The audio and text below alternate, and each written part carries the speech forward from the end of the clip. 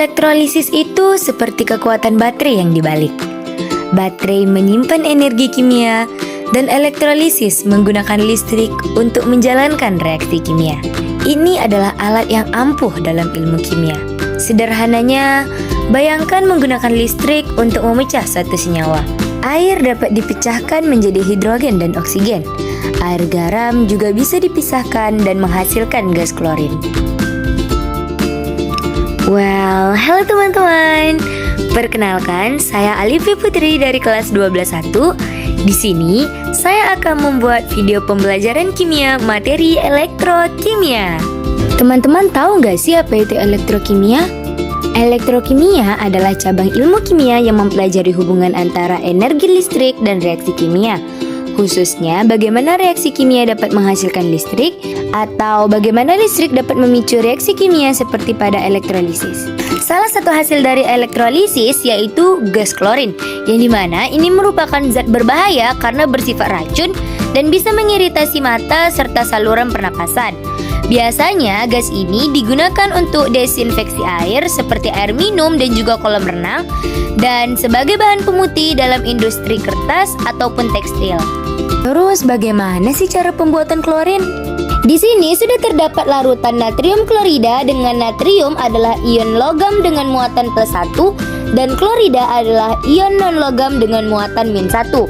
Di sini juga terdapat ion hidrogen dan juga hidroksida dari air serta grafit yang menjadi elektrodanya.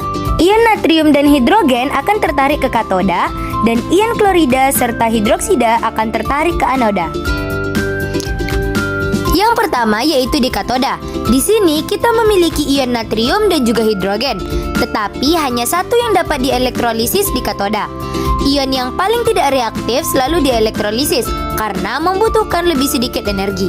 Jika kita lihat dari deret reaktivitas, hidrogen kurang reaktif daripada natrium, sehingga yang dielektrolisis yaitu ion hidrogen, yang dimana masing-masing akan memperoleh satu elektron dari katoda untuk membentuk dua atom hidrogen, dan ini disebut juga dengan reduksi.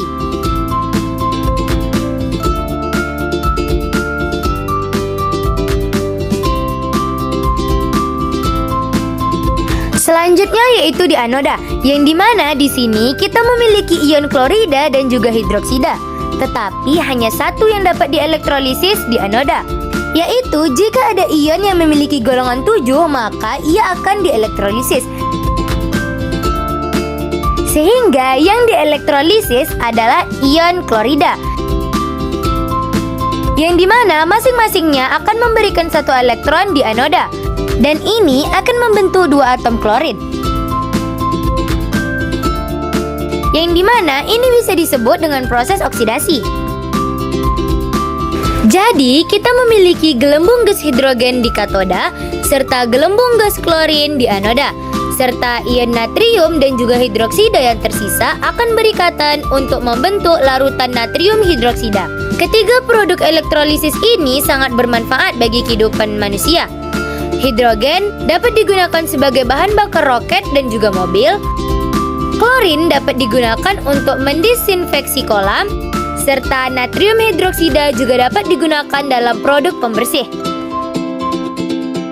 Bagaimana jika seorang teknisi mengusulkan mengganti elektroda grafit dengan besi karena lebih murah? Untuk mencari tahu jawabannya, yuk kita bandingkan beberapa aspek berikut. Nah, yang pertama yaitu reaktivitas, yang dimana grafit itu bersifat hampir inert, jadi tidak mudah ikut bereaksi saat elektrolisis. Reaksi utama tetap pembentukan gas Cl2 dari ion Cl-. Sedangkan besi merupakan logam aktif yang mudah teroksidasi di anoda menjadi ion Fe+2 ataupun Fe+3, sehingga besi ikut terkorbankan dan mengganggu reaksi utama pembentukan klorin. Yang kedua yaitu korosi. Grafit tidak mudah berkarat, hanya sedikit aus pelan-pelan sehingga umur elektroda cukup panjang.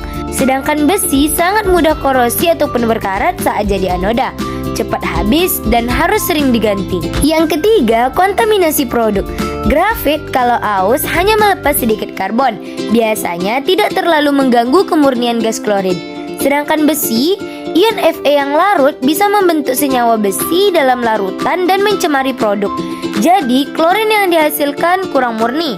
Yang keempat yaitu efisiensi proses, yang dimana grafit hampir semua arus dipakai untuk mengubah Cl- menjadi Cl2, sehingga efisiensi pembentukan gas klorin sangat tinggi. Beda dengan besi, yang dimana sebagian arus terpakai untuk mengoksidasi besi, bukan untuk mengoksidasi Cl-, sehingga efisiensi proses turun dan butuh energi lebih besar per mol Cl2. Yang terakhir yaitu biaya jangka panjang, yang dimana grafit lebih mahal di awal tetapi awet, jarang diganti dan produk lebih murni, sehingga biaya jangka panjang lebih ekonomis.